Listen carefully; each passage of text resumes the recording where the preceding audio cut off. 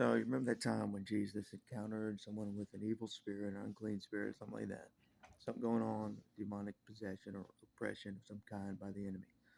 Right? So your adversary is really wrecking your life.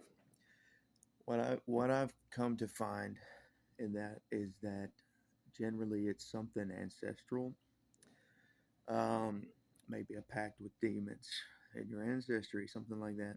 A familiar spirit that's been there a long time, and it is deep um, within the family line, and that it's intertwined and connected, sort of like a web has been woven of sort of like blindness in the family.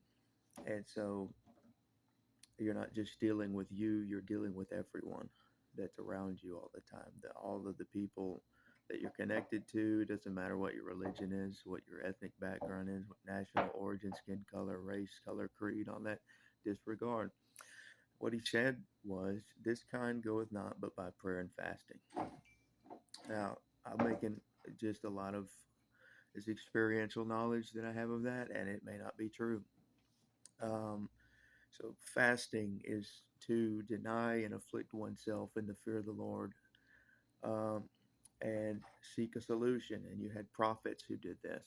They refused food of particular kinds, or they did not eat or drink particular foods for a set amount of days, or some would say they fasted intermittently. They ate specific things and nothing else, locusts and honey, weird stuff like that. Incidentally, I think a locust is about the only crawling, creeping thing that you can eat. So, um, these foods are what unclean for you. Could it be that they are unhealthy, unsanitary? They're not good for your health. Um, they can cause a spiritual attachment of uncleanness. Regardless of all that,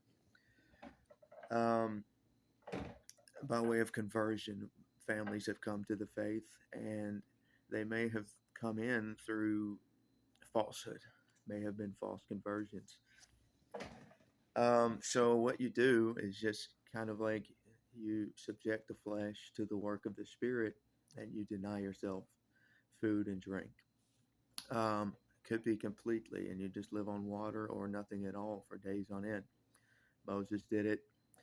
So people of high value to the kingdom have to do it. Why shouldn't average people have to do it? Even Jesus said that this kind goes not but by prayer and fasting. Could it be that he needed to fast to get rid of it, or that the people involved needed to fast? So it's not like, oh, if you complete it, like it's like leveling up in a video game where you complete a task or you go on a side quest and then you get reward from God. It's not like that. It's not like God's not going to help you. It's just that this fear and reverence towards God while you deny yourself is a means to an end. It's like it's just disregard the wanting of the flesh, and remain in prayer until you find a solution. That's the way that I see it. So whatever it is, whether it's correcting belief, whether it is cutting ties with a particular set of beliefs or individuals that you know, or maybe you're the one that needs cut off. You never know. Um, just going over that though, there are familiar spirits that just seem to have this idea that they have no reason to leave.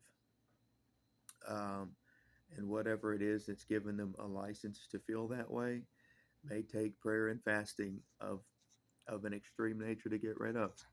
So if you've identified something like this in your life, maybe this will help.